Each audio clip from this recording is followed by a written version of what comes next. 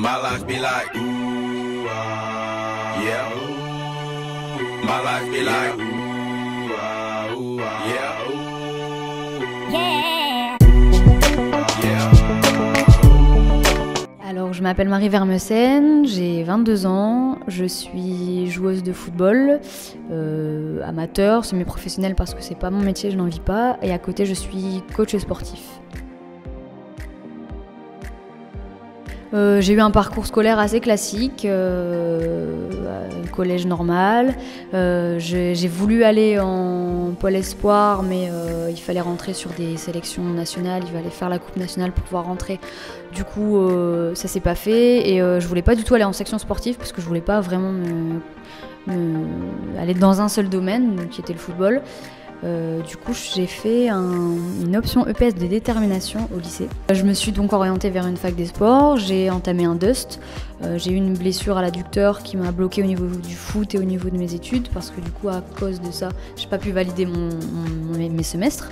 Étant en rééducation à Luchin, au centre de formation du LOSC, j'ai rencontré des gens, des thérapeutes et on m'a proposé de faire un BPGEPS activité de la forme. Sur 2 ans, ce que j'ai fait du coup à la rentrée suivante. Donc j'ai arrêté le DUST et puis j'ai commencé cette formation qui m'a donné mon diplôme et du coup maintenant je suis coach sportif depuis cette année tout juste. J'aime le football, je suis joueuse de foot, j'ai commencé à 5 ans le foot, mais je suis une passionnée de sport. J'ai fait tous les sports possibles et inimaginables. Le surf notamment, c'est un sport qui me correspond bien, puisque justement quand je ne pouvais pas jouer au foot, c'était quelque chose où j'arrivais à me ressourcer avec la mer. Après j'ai fait plein de choses, j'ai du basket, tout sport de balle, du sport aussi individuel, ping-pong, tennis, et aussi beaucoup les sports de glisse. Je touche à tout entre guillemets, parce que ce que j'aime, c'est bouger.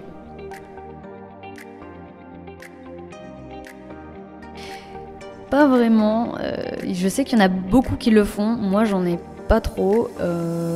Juste depuis peu, j'ai une chaîne que je porte toujours autour de mon cou et je l'enlève vraiment à la dernière minute. Mais vraiment, je vais sur le terrain, je m'échauffe et c'est au moment de rentrer dans le vestiaire pour pouvoir vraiment mettre la tenue ou aller sur le banc, etc.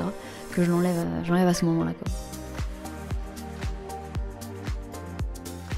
Je me suis retrouvée sur des matchs où j'ai entendu, ça m'a marqué, j'aurai toujours cette image en tête, d'un père qui a dit c'est bon les gars, de toute façon on a gagné le match. Et du coup, moi je les ai regardés, je me souviens à l'époque on les a regardés, et ouais, il y a une fille dans l'équipe donc on va gagner le match. Et en fait du coup je l'ai regardé, ça m'a donné tellement de force que quand je suis rentrée sur le terrain, j'ai pris le ballon et il n'y a plus rien qui existait sauf ce gars qui m'avait dit ça. Et j'ai marqué 1 but, 2 buts, 3 buts. Et je me souviens au 3e but, je le regarde. Et en fait, il s'était tourné pour regarder le match qu'il y avait à côté. Oui, j'ai été victime de sexisme dès toute petite du coup, parce que j'ai eu les insultes et aussi beaucoup, c'était plus le « ouais, de toute façon, t'es un garçon manqué ». Bon, à l'époque, ça paraît quand même anodin, mais quand on a 5, 6, 7, 8 ans, même 10 ans, c'est quelque chose qui finalement nous fait nous remettre en question. Et est-ce que c'est bien, est-ce que c'est pas bien ce terme-là? Parce que non, je suis une fille, je suis pas un garçon. Et j'ai eu une période assez difficile où je me suis carrément transformée en garçon. Je me suis dit, si on me dit que je suis un garçon manqué, autant me transformer en garçon. Comme ça, peut-être qu'on me dira rien. Et que je passerai plutôt inaperçue. Donc dans ma coupe, c'était un peu plus masculin. Dans mes habits surtout, je m'habillais comme un garçon. Du jour au lendemain, je dis à ma mère, je m'habillais comme un garçon. Elle a accepté. À partir du moment où moi, c'est ce que je voulais, elle a accepté. Et du coup, je me suis cachée un peu sur ça.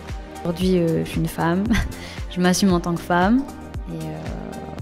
Et je sais que j'ai vécu aussi tout ça pour dire aux petites filles d'aujourd'hui et de demain, personne n'a le droit de vous dire que vous êtes un garçon ou que c'est pas pour les filles. Non.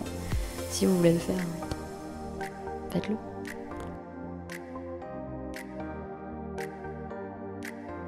Actuellement, en 2020, ça commence à bouger, il commence à y avoir beaucoup de choses, notamment grâce au football et à la Coupe du Monde là, cette année. Voilà, moi je me positionne souvent en tant que joueuse de football parce que c'est mon domaine et que je sais comment ça se passe, mais j'ai toujours aussi cette réflexion par rapport aux autres femmes qui pratiquent d'autres sports. Je sais que par exemple dans le rugby, celles qui sont en équipe de France, 10 fois pire que celles qui sont en équipe de France, qui sont une de football. Elles sont pas connues, elles n'ont pas de moyens, elles ont un métier et elles n'ont pas de revenus avec le rugby. Enfin, le patinage artistique, j'ai entendu aussi que c'était, à part les 10 mondiaux,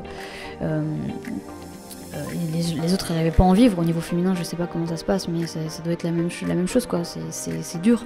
Donc c'est vraiment la passion du sport qui fait continuer tout le temps, et ça se développe. Ça se développera encore.